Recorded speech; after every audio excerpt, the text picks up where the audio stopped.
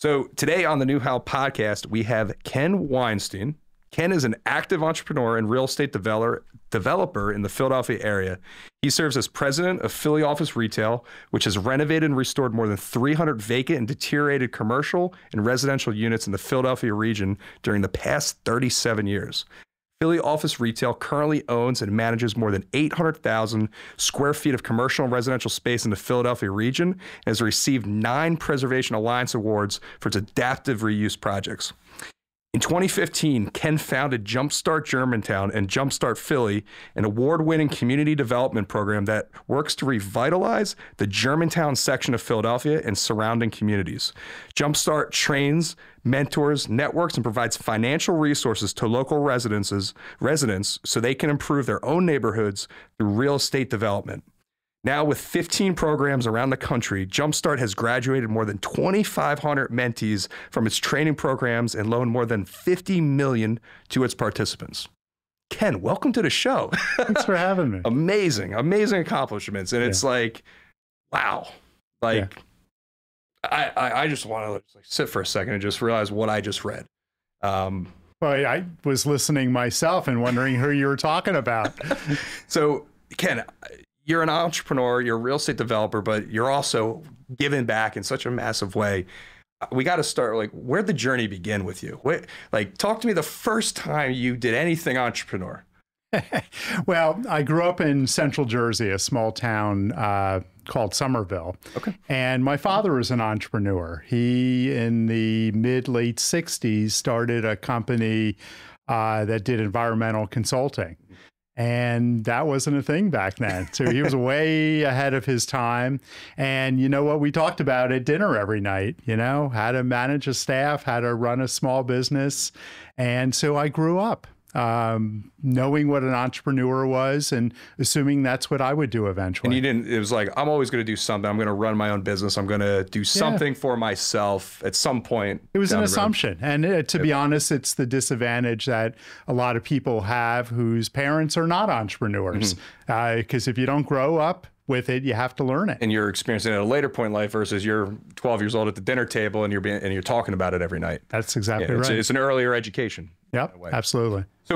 So also here, you also run 4 area restaurants. Did you were in the restaurant industry before the real estate, or talk to me about that a little bit? I moved to Philadelphia in 1986 to work on political campaigns. Okay. And in fact, I had an office right up the street here on Main Street. I was working for Joe Huffle, who was running for Congress at the time. And ended up doing 7 campaigns before I moved on to fundraising for nonprofits and eventually working in city government. And what were you doing for a campaign? Were you managing the campaigns? Like, what was your role? Yeah, I started, I really enjoyed doing field work. I love to coordinate and recruit thousands of people and put them on the streets and make a difference. Door knocking, like, hey, absolutely. I'd like to tell you about so-and-so. Absolutely. Oh. So I did 7 campaigns. I did field directing, I managed campaigns, eventually decided I want to get married and have a family. And that's not something you do if you want to have a balance of life.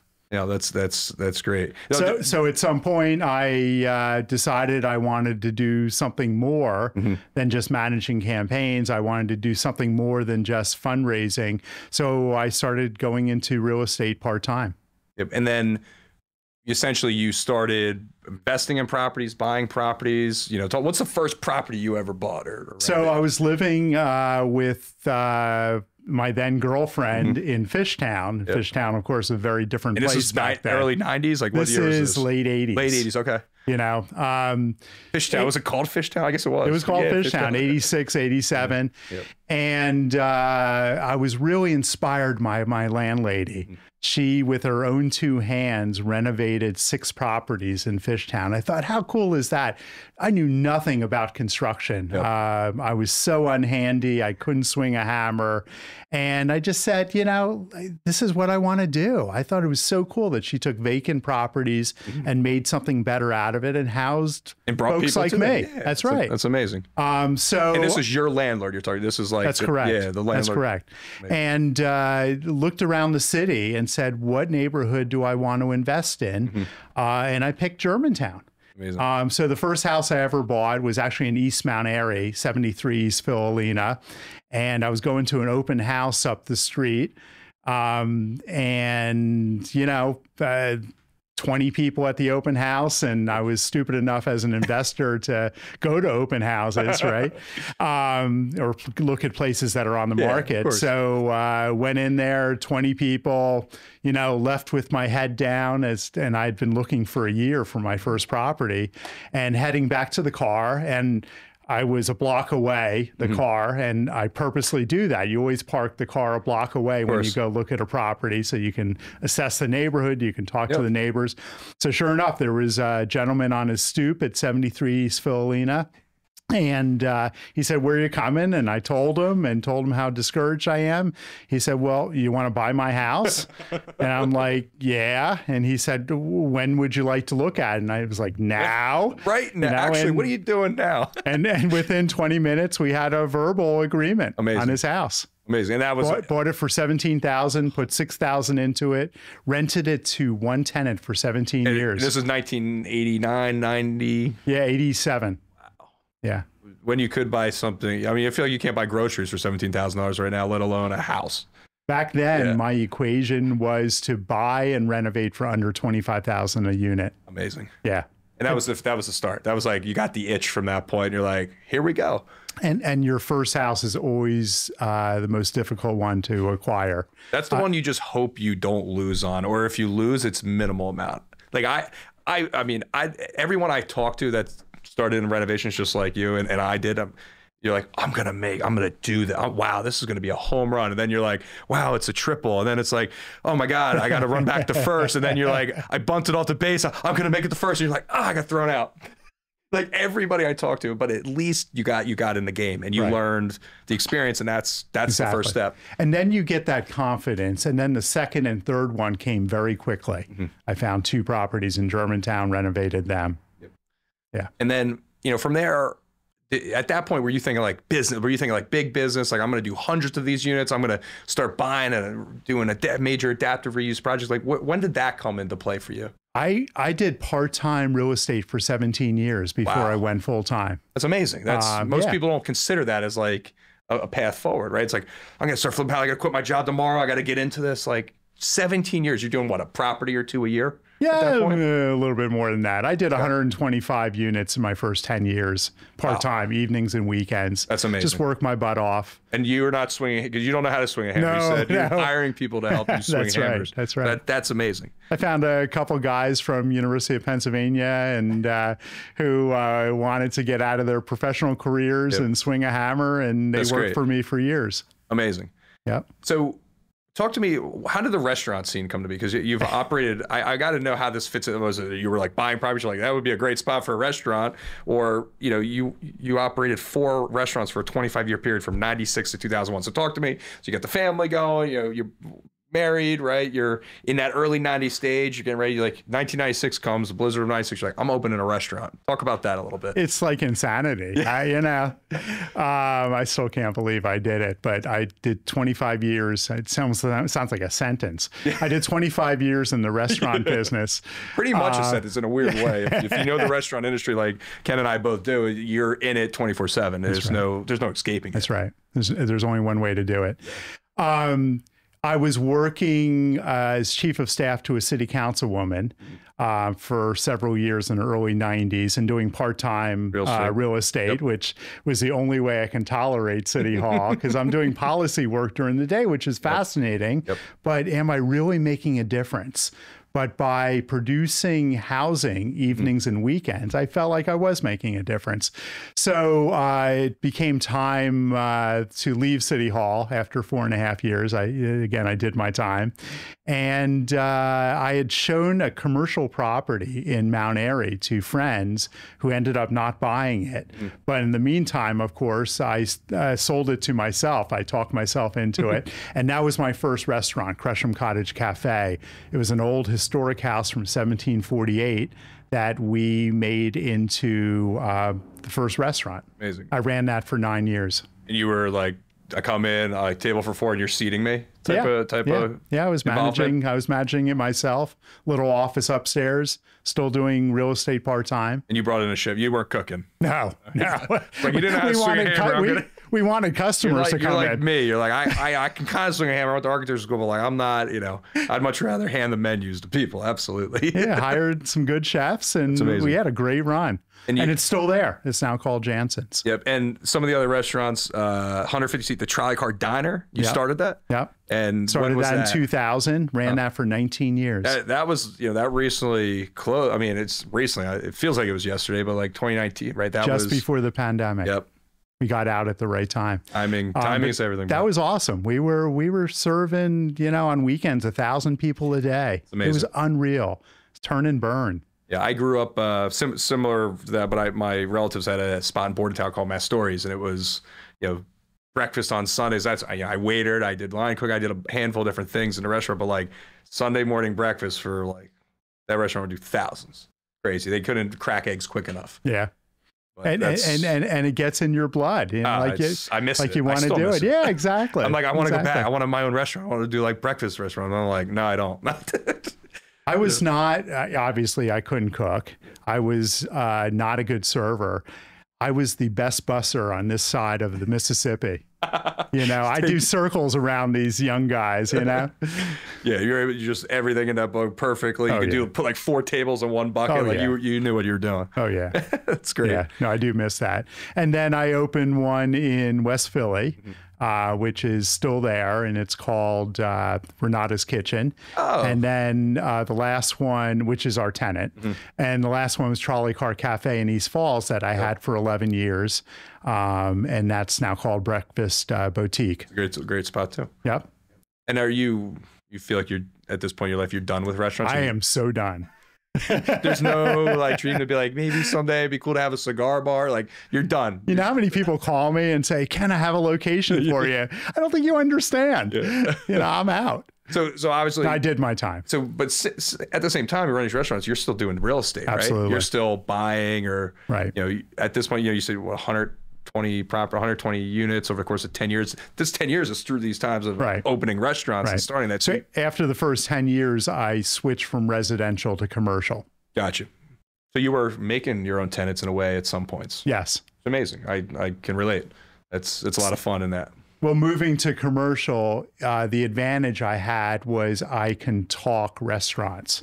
So we have a lot of restaurant tenants because I can help them, not just with obvious things like health permits, but also flow of the restaurant and construction and absolutely, all those pieces. Yeah, one of my favorite, Deeks, Derek and Jackie. I mean, they run they had a great spot here, but they were looking for a bigger location, right? More growth, Yeah, I mean, it's amazing what you've done for people, other restaurants that weren't your own, but it's, that's a fun niche to, focus. Like it's little, because you can put whatever you want, right? You could be you do car washes, right? Like I think of like the retail people that play in the shopping center realm, or hey, I'm gonna help small local businesses expand, and that's another way to look at it too. That's great. That's right. No, it's amazing. And ultimately, that's why I switched from residential to commercial, because I was a small business owner myself, so I could understand the difficulties they had, and hoping that I can help alleviate some of the mistakes they would otherwise make. Yeah, the best thing about business, and again, you've been in it much longer than I have. I feel like I've been in a shorter, I've been in a little over a decade, seriously, right? But I'm a newbie. I'm a noob in this. But the one thing I can say that in my short experience, the best times in business are when, as a business owner, you literally have an opportunity to help another business owner. Right. It's literally the most rewarding thing, because where you were at that point, whether it's Pilates studio or something, you don't even have to do it. You're like, what that person's going through right now because you were there. It's like you have the ability to help them in a way that nobody else does. Right. To kind of lift them up, pass the torch in a I guess Olympic sense, right? Like bringing them to the next level, and you have an ability to help that. That's so rewarding. And what I love is that we're investing exclusively in middle neighborhoods. So most of our tenants are startups, either nonprofits or for-profits. If I was in Center City, I would probably only be putting established businesses in our locations. But I have the ability to pick and choose people that I believe are ready to go. Hey, I've been cooking out of my kitchen. I'm ready for that next level. I want 15 tables in a restaurant, and you're able to provide them a place to do that. That's amazing. Come see us. Yeah, exactly. So let's get into, so obviously, Philly office retail, that's what you're doing today, but I want to understand a little bit too, Jumpstart Germantown, right? So, I know we're going from the 90s, now we're in the 2000s, and we're later 2000s, but 2015, you start Jumpstart Germantown. Why? What was the original thought to that? Well, like a lot of people, and probably including you, people reach out and say, I love what you're doing. Can you help me get there? What's your story? Just like we're talking now. And it was getting hot and heavy. I'd get half a dozen people a week reaching out and saying, would you sit with me for an hour? Tell me how you got started so I can get started also. And of course, you want to pay it forward. So I would sit with folks and for an hour. But you know what? At the end of the day, I felt like I was a cheerleader. I was like, I did it. You can do it too. I get my pom-poms out. It was quite a scene. Amazing. But I wasn't helping anybody. I was encouraging them. I was feeling better about myself because I was saying yes to folks. So at one point in 2015, I said, what if I start saying no to people and instead spend time putting together what is now a 16-hour curriculum and actually teach them something, give them a mentor at the end of the program, help them network with other real estate developers, and then ultimately give them loans. Give them capital to do the project. That's right. Because most banks will not loan to aspiring real estate developers. So, and I just want to understand for the people listening to this. So I'm thinking I want to get into the real estate game. I want to start finding properties in my neighborhood, or specifically around Germantown. And you said obviously you've expanded in other places. We're citywide now, which is amazing. So, all right, I'm in Fishtown, and I want to start improving my neighborhood even more. I don't know what I'm doing, but I can come to Jumpstart Germantown. They teach me a 16-hour course, provide me with a network of individuals around me, so other people that are doing it at a level above them, and maybe connections to different vendors and other contractors they can work with. And then once the project's lined up, here's how we're going to help you finance it and be involved. That's right. How do I get into that? Like, is that and hold their hand along the way? Is it anybody can join, or is there an approval process? Like, how do you determine who can be a student at Jumpstart Germantown? Can we keep a secret here? I mean, we can. People might hear it. Everyone gets in. That's amazing. Yeah. Wow, that's just between us. Just between us. Everybody. Shh, all right, I won't tell anybody. You do apply online, of course, but we want everyone to have the opportunity that we had. And then do you running courses is it quarterly? You're doing these 16-hour sessions? Like Jumpstart Germantown is twice a year. I do it for 70 students at a time. Okay. But there's 5 other Jumpstart programs in Philly, and they all have their own training programs. Amazing. And then, of course, there's more in Norristown, Wilmington, lots of other towns and cities around the country. Yep. And that all started from you in 2015? Yeah. Yeah. Amazing. All of our information is open source and free, and people are grabbing our curriculum and using it for themselves. Starting to implement that in other cities. And it's improving. Jumpstart Newark, New Jersey is about to start. Jumpstart Tulsa is starting first quarter of next year. It's pretty exciting stuff. That's great. Yeah. I joined something, obviously I had to pay to be into. I joined something called Fortune Builders early on. I'm sure maybe you're familiar with them. They run a program that teaches you how to renovate homes, like actually get in there and, understand, how to estimate it properly. And it's there's lots of different courses you can take. You take a course on estimating, you take a course on this, but I had to pay substantial money. It was like a semester of college to be part of that. And then it's a community, but the fact that you're giving it away for free, Well, is on a whole nother level. We are charging $125, but that's it. But you know what? That's a threshold, because if you don't pay anything, then that's what it's worth to you. So what we do is we charge $125, and then I surprise the students on the last day, on graduation day. We give that money to a nonprofit, because I don't want to make in their name or in your I don't want to make money off a Jumpstart program. It's a threshold to be like, hey, you at least have to be somewhat serious to come in here and just knowing that they're putting skin in the game to get started. That's exactly. It's how do you do anything more impactful than that? Like, it feels good. Like, how do you? I don't even know if there's. I mean, to help deal with the housing crisis, right? We have a shortage of housing. You're helping people build true generational wealth.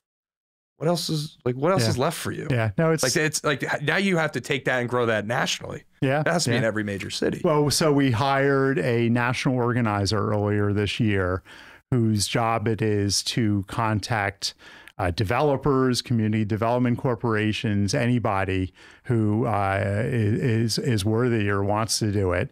And she's looking for people in other cities who want to start this program. Could be like, do you call them like ambassadors, or how do you determine like is there like one person that points it like you did starting in Germantown as you would teach the classes, right? We go into, or Deanna goes into various cities, and she keeps looking until she finds that person that's ready to start a Jumpstart program.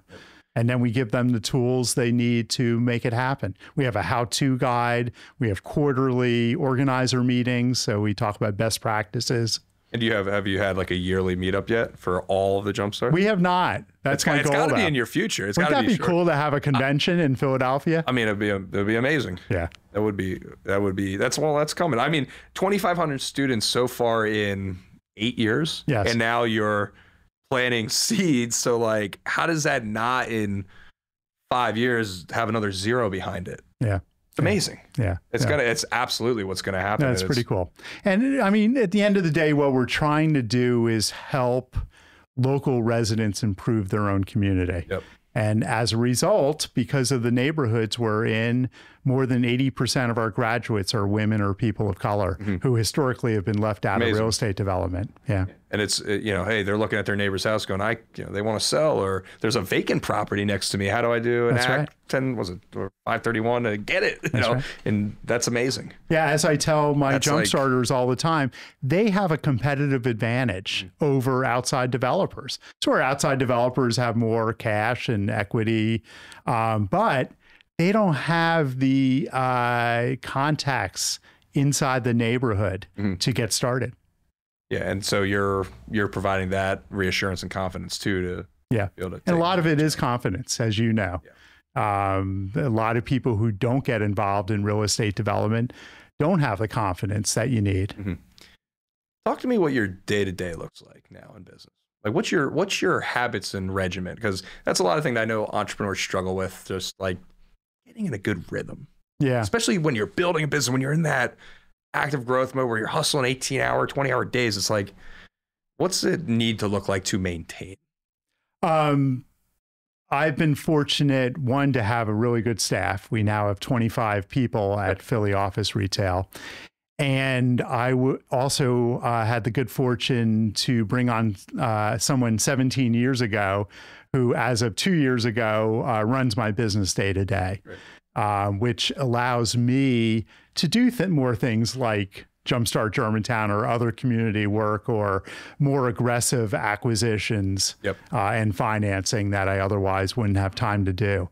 So I've really enjoyed sort of stepping back, which is not easy because, again, you got to have that confidence, but you also have to have the trust in other people that they can get it done without you. How do you mentally deal with that? Because every entrepreneur goes through something, like upstairs, right? Like I won't tell them what color the brick should be, even though I look at it and I go, I wish they would change that brick, but I won't say anything. How have you mentally overcome that challenge? That's what I believe is why most entrepreneurs, they get to 3, 4, 5, 6 people and that's it. It's because they can't relinquish control. That's right. Talk to me about that and how you mentally cope with that at 25 people. And I had the same, by the way, in the restaurant business, because I was not, of course, running them day to day. You couldn't. Yeah. So at some point you have to put the trust in other people. But I think where it comes from is I acknowledge up front that I can do their jobs better than them. right? Let's just put that on the table, okay? And just recognize that, but say that so that you understand that you're going to let them do their jobs. So my equation for my, again, I teach this to Jumpstarters, but my equation for managing other people is be clear what your expectations are for them and let them carry them out, and not get in their way. I say it as managed expectations, not people. Excellent. That's the secret sauce. And that's the hardest thing is, I've had before I had my own company, right? I had a boss that literally I'd be on the computer, like just building a presentation. It literally be breathing in my ear going, move that font up a little bit, make that letter a little bit bigger on that. Like, how do you run a business, have a focus if that's the level of micromanagement you need from a competent, staff member? You can't expect your staff to stay very long if you treat them that way. Yep. You won't get the best people, and you won't keep the best people. What else do you find helps maintain a awesome culture of Philly office retail? Like, those 25 people, like, what do you do year round? Do you have rituals in the company? Like, talk to me a little bit about that. Like, we don't do a lot of that. Well, I'll tell you, Jack, who you saw in the last episode, he said during tax season every year, somebody makes dinner for the office. Like it's a running tradition that like somebody in the office is cooking dinner for the other 20 staff that he has. Well, I've been Jack's client for quite a few years now, and I've never been invited to that dinner. So he and I are going to have a little talk. It's when they're working and hustling, doing tax returns. That's what it sounds like. That's funny though. I'll be honest, and I know a lot of offices thrive on this socializing. We don't do a whole lot of that. They always say you end up hiring people like yourself. Well, at the end of the day, I'm an introvert, and I think I hire a lot of other introverts that they're just as happy. We're all just as happy to go home at the end of the day. What makes Philly office retail different and why we retain a lot of our employees and retain our best employees is because we're mission driven. Yep. So a lot of people want to be paid by a for-profit, the way for-profits paid, but they want to do the work that nonprofits are doing. That's so true. So we could at the end of the day make more money if we wanted to, but our mission is to remove blight from the neighborhoods in which we're investing and thereby making the neighborhoods better. Yep. And people believe in that mission. And I find that people who don't share that mission, that are just coming to us for a job, they're not going to stay long. Yep. It's the folks who believe in that mission are not going elsewhere because they're not going to find that mission. You find that obviously the mission is important too, but do you have core values in your organization that people hold by? Like one of our core values at my company is never settle, right? So it's like, we do a lot of drawings, right? Look at architecture side, it's like, how can it be better the next time? How can we make that detail better? Or like, do you find that you have certain characteristics or even things that all your employees share that make them successful? Yeah, and again, it goes back to the mission, but they all know that we balance profit, or we look at triple bottom line, right? So we're looking at profit at the same time we're looking at making our planet better and our communities better. And if we don't need all three of those things in each and every project. But when you look at going back a year, look at all the projects. They've all touched every single piece of that. Yeah, we do projects that are home runs financially, not so good on the other two. And then we renovate 500 square foot train stations that are community hubs that for the amount of time we spend make next to nothing. Yep. But these are community hubs. We're removing blight from that immediate neighborhood. We're helping a business start. So we're investing in that community. So talk a little bit about what you're doing today. So you're now involved in the new mayor transition? Yeah. What do you talk to me about that and maybe what you're hoping to accomplish with Sherelle and the team and heading forward into Philadelphia, I'm going to say Philly 2024, right? We're here.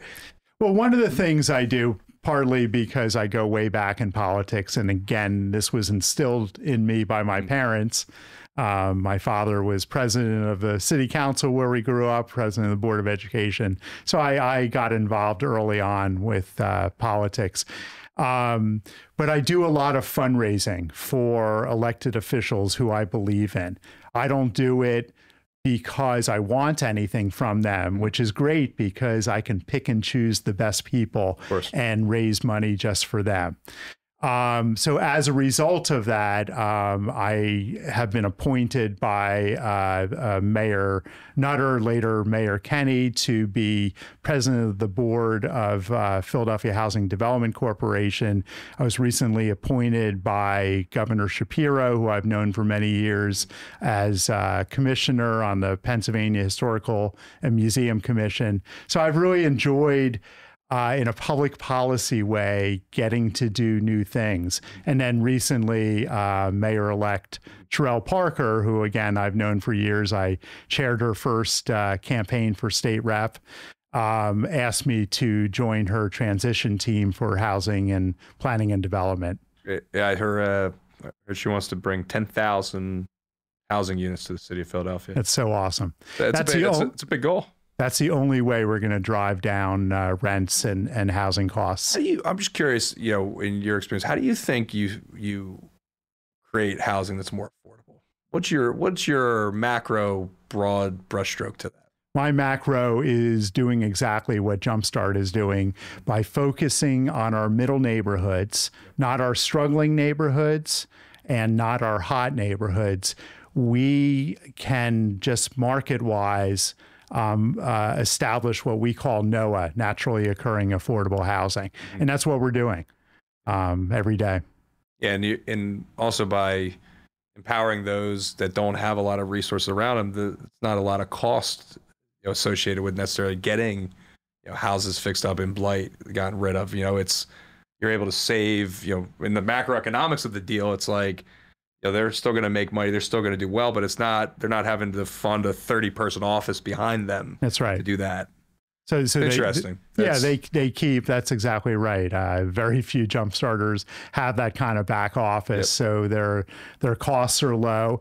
But also by taking a blighted row house and renovating it costs less than producing new construction unit. So again, a great way to keep the rents or the home prices down. So obviously, any real estate developer, and all my clients have faced at the time, is adversity in what you're doing, right? They're gentrifying neighborhoods. It's the rich guy or gals coming in and kicking all us poor people out. With your mission and what you're doing, how do you talk to those people that have the negative connotation of what you do on a day-to-day basis? So to start with, I acknowledge that you cannot improve a neighborhood without some gentrification. Yep. Okay. I'd agree with that. So any developer that comes in and says to you, yeah, I can renovate all the vacant houses in this neighborhood and there will be no displacement, no gentrification, that's a lie. It is. Because there will be some. So the question then becomes how to improve a neighborhood while keeping gentrification at bay. And that's what we talk about a lot in Jumpstart Germantown. It's actually here in our workbook. But we are looking for neighborhoods where developers can experience slow, steady growth rather than fast, explosive growth. It sounds counterintuitive, but to me, it's a great way to make a profit and do it in a long run. But you're also, in those neighborhoods too, investors are purely investing, not buying, flipping, selling necessarily. They're going to buy and hold because it is a slower wealth build than just, hey, I'm going to flip this house, make 100 grand, I'm out. Versus, hey, I'm going to flip this house. I could sell today and make less, but if I hold this now for another 4 years, then I can maybe make that 100 grand. That's right. And you want some of both because you want a healthy mix of market rate housing and subsidized housing. You want a you want a mix of rentals and home ownership.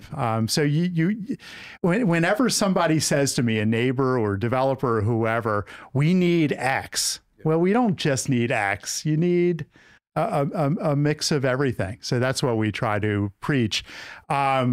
But absolutely, I do tell my jump starters that if you want to create local wealth over time, buying and holding is the way to go.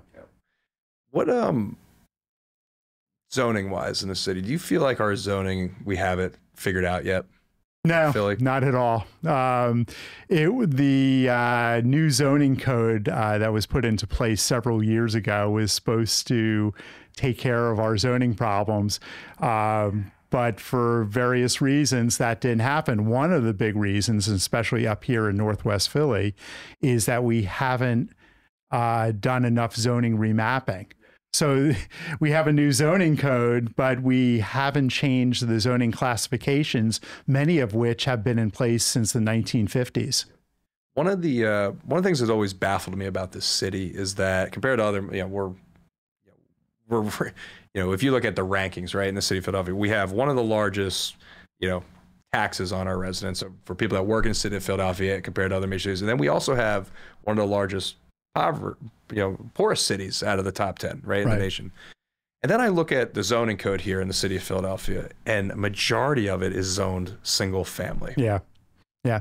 The problem is that a lot of residents and a lot of the elected officials who represent those residents do not yet understand that producing more units will drive down the cost. So if you insist on single family homes staying single families and not being divided into duplexes and triplexes, if you insist on parking requirements with each and every unit being produced, these are things that are driving up the cost of housing. Absolutely. And obviously being in the architecture realm, dealing with so many clients with so many zoning situations, we say the only way to truly fix affordability is to increase density. And I don't see it any other way. I know there's legislation being worked on right now through the Senate. We're trying to get single family parcels in the state of Pennsylvania to be able to do 3 and 4 units in there. But then there's a whole another slew of issues to the building code where, one means of egress on a thing like that sometimes might not even work. Right. And then you don't even know, in a city like Philadelphia, if that became law, you might not even have the egress to get out of a building because you need 2 means, right? So there's still, I feel like, so much to be worked on, but I feel like, the solutions are right in front of us, but I don't know how we get everyone to come together and be like, look, we have a major problem. It's affordable housing, whether it's for buying or for renting. How do we fix this? It's, yes, we need more density, but how do we do that? And how do we make it, everyone's talking about making it equitable for everyone. To an extent, I don't think that's a reality. Well, we'll see what happens on the state level, but I am hopeful. I recently met with the state senator and the state rep who are introducing the statewide zoning legislation, and it does go beyond duplexes and triplexes and limiting parking requirements. It also allows for accessory dwelling units, ADUs, and gets into some of the issues that you're talking about, which is potentially building up 6 stories. And if you have a sprinkler system, you can have one means of egress. That would be amazing. Yes. But right now, that's not the case, which is, that's the challenge, right? And then how do you convince because every municipality has their own, we're on the 2018, we're still on the 2016. That's the hardest challenge. I feel like, at the state level, they should just say, this is what it is. But then you also get to the politics of it where, I would say the biggest challenge for our clients over the last 24 months in the city of Philadelphia has been a lot of the overlays that are occurring in certain neighborhoods. We had a client literally call up our office like, oh, I just bought a house in Strawberry Mansion. I want to add a 3rd story. So I have more room, ready for this, more room to grow my family. And we go, what's your address? Punch it in. Unfortunately, that's going to require a variance because you can't build above 28 feet there. Like, to me, why are we working against ours? And that's sounds like I wasn't into politics. You got into politics. It's been your whole thing. But when it started affecting my business, I started poking my head up like a periscope going, what the hell's going on up here? Yeah. Because it's truly detrimental to any family, whether you're rich or poor. It's becoming a problem. Right. And how do we all got to come together and I feel like fix that together with all parties involved. And it's a balance because I know there's some developers out there on the other side, and I'm sure you and I would be more like-minded in terms of what we're looking for. But there are developers that just would say, build wherever you want, whenever you want, and that's not okay either. No, it's not. In my mind, we need more density along the commercial corridors and less density in general in our neighborhoods. Yeah. You know, should that person be able to go to 38 feet instead of 28 feet? Yeah, probably. But that doesn't mean there should be 6-story apartment buildings next to row houses. Absolutely. So it's all a balance. It's almost like if you look at like Center City, like skyscrapers, like how come we don't like tier it down? Right? Like, all right, if you're able to put up Comcast at whatever, 600 feet, whatever the hell it is, 600, 900 feet, why can't like the next building next to it be at 800 feet and the next one be at 700 feet? And then we build out to like, I don't know, like. You sound like an architect. I just, to me, it just seems like there's got to be a logic to it somehow, right? Like I get it. Yeah, there's major arteries and corridors in the city, but you know, if I have this major corridor and I'm pushing all the development there. Well, why am I now have a demo memorandum that I can't demo to build something new? Like, there's just so many factors working against each other. It's obviously it's politics, it's slow moving, but I feel like there's got to at least be a goal in mind. And look, I know myself and other friends and business associates, we are hopeful with Sherelle. I think she's got it. I recently met her and I said to her, I was like, you know, Sherelle, you're like the mom I don't want to piss off. And she laughed. She lost it. The room lost it. And I was like, I know you're going to be tough on crime, but I think she has this vision of wanting to build, 10,000 affordable units. And look, that's going to be a heavy lift over 4 years, given the current political environment and zoning environment and financial environment that we're going into. But I think it's possible with the right people coming together. I really do. Sherelle does not have an easy job. I wouldn't wish being mayor on my enemies, you know? And she now has to translate the generalities that she said in the campaign, which were very impressive, into actual policy. And that's where life becomes difficult. I was there. I was in City Hall when Rendell came in, and it's just not an easy job. And it's day and night. The one thing that I find unique about Philly, and it's like, there's good to it and there's bad to it. I do find that every council member has their own idea of how the city should be. Yeah. Right. It's never like a unified decision in Philadelphia. It's like, oh, in this district, we're doing this. Oh, you want to do that in that district? Okay. Like that creates chaos for its residents, as well as potential people wanting to invest businesses here. And ultimately, that's where we went downhill with zoning. We created 10, what I call fiefdoms in the city, but the city is starting to look like 10 cities, and that's not okay. And that's what I'm hoping the state legislation can help us get back to being one city. Yeah, that would be amazing. I feel like a lot more people would come here, and a lot of the issues, I feel like, rates as rates settle, you're going to see, and the inflation settles here, like you will see a rise in salaries. Like there was an increase in salaries in Philadelphia. It didn't quite keep up with inflation stuff, which all the chaos going on at the macro, but there was some good signs for Philly, but things slowed down here recently. And I think a lot of this legislation that had been trying to put into place to stop the growth, because people felt like they were getting forced out or it wasn't equitable growth for everybody, is kind of starting to catch up here. And people that are willing to invest businesses here are starting to realize it. Like, I can tell you right now, it shouldn't take 11 months to get a pizza shop open. Yeah. Or longer. I will say it because we can. That's bullshit. Right. That's bullshit. But that's the unfortunate climate right now. And it's like, we have to create an environment where we got to look at that and go, why is that a reality? We have a local business owner wants to bring a pizzeria to a main district here, hire people that are going to pay taxes, do this.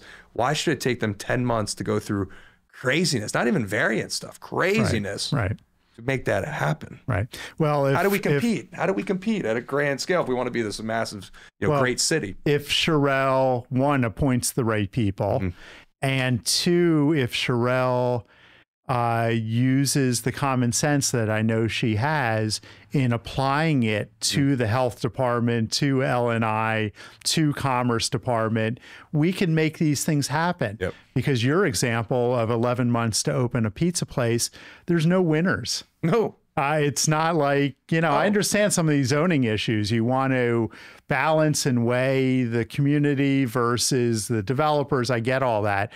there's no winners when it takes a pizza shop or another business 11 months to open. And it loses for everybody. It's crazy. So like we got work to do. And I feel like, I feel like my gut tells me we're going to get there. My gut also tells me it's going to be a rough 3 to 4 years here in the city. I do think, you're seeing some businesses close up, like Center City is not looking like just all pre-filed bankruptcy for their mall over there. Like, there's some challenges ahead, but Philly always seems to bounce back. We have that, Philly does have grit, right? The people here do have grit. They'll get through it.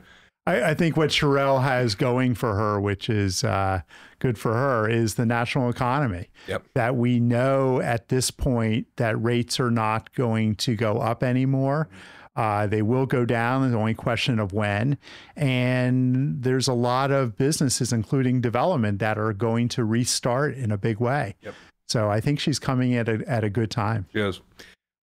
I want to wrap up here. I want to get into some, obviously, I know Jumpstart, you obviously give a ton of advice to people getting into business, but macro, outside of real estate, if you could restart your businesses, your entrepreneurial journey, what are some things you could wish you tell yourself very beginning that like could have made it, saved you a year here, or saved you some heartache? What would you say? Besides not getting into the restaurant business? Yeah, besides, that's for everybody. That's the restaurant business is not for the faint of heart, I will tell you. Oh my God. One of the things about restaurants, by the way, is that, I trusted my managers to run them well, and I had some really good managers over time. But you know what? The managers never called me on a Saturday night to say, Ken, just want to let you know, we broke 10,000 in revenue tonight. Everything went so well. Yeah. They'd call to say, you know what? The dish machine went down and the hood's not venting. And the sewer backed up. And by the way, we're going to have to close tomorrow and lose $10,000, The one thing on the restaurant thing, I believe, and again, let's talk about how we can I believe it should be a prerequisite for any entrepreneur getting into business to have to spend at least, no bullshit, 10 months in a restaurant. I don't care what you do in that restaurant, whether it's handing out menus, cooking, bussing tables, waitering, waitressing, doesn't matter. You should minimally have to spend 10 months in a restaurant to be able to become a business owner. And it thickens your skin, by the way, too. My God. My wife, sometimes she reads some of the stuff on social media, and she's like, how do you do this? Well, it's the skill set you get in there. Like my favorite thing, out of all the things I did in a restaurant with my family growing up, was waitering. I loved waitering. I loved, all of a sudden, I'm 18, 19, I got regulars. Hey, Brian, you know what I want? I'm like, I bring out the cup of soup they want without them even telling me, right? Like that's business in a way. It's like I'm providing you value and you're paying me for it, but it's like doing that in a very effective and efficient way. It trains your mind. And honestly, if you haven't, like, whenever I look at a resume or someone I see restaurant, that's all I need to say. Yeah. It's interesting, but that's facts. It's funny because at Philly Office Retail, we look at whether people were on team sports. And they learned how to work together, how to play together, how to be together. But absolutely, restaurant business in terms of organizational skills, which is something everyone needs in business, you learn very quickly when you're on the floor and the shit hits the fan and you have to do 10 things at once. How does your mind organize those 10 things and how do you get them done? And who to pass them to? You got to be able to pass them to people. That's right. Too. So tell me, give me the one-liner, the zinger that you wish like would stick with somebody, or wish that still sticks with you today, but you wish you knew it. I don't know, 30 years ago. Avoid making mistakes. Well, that's impossible. Yeah, obviously it's not impossible. It's not impossible. I tell my jump starters, by the way, people are like, one is, why are you doing this for us? Two is, what do you hope we get out of this? And I say to avoid the mistakes that I made. Yeah. Because without the right type of training and by learning by doing, you are going to make more mistakes. And of course, you're absolutely right. You're going to make mistakes. If you can reduce those mistakes, more likely you'll survive in business. Putting a good mentor around you. Absolutely. Right. So that sum it up, like what you're doing for people, you're mentoring at a high level. And you're mentoring thousands of people in a short amount of time. And not just having a mentor, but knowing how to use a mentor. Yep. It sounds obvious, but we spend 15 minutes in my Jumpstart training program just talking about how to use your mentor. Absolutely. Because few people know how to do that. I had a mentor early on who managed my properties, my first 5 properties. And he before I hired him, I said, I'll hire you, but I want to sit down with you once a month to go over the properties. And he fell for it. And of course, our 10-minute meetings ended up at half an hour, ended up in an hour, hour and a half.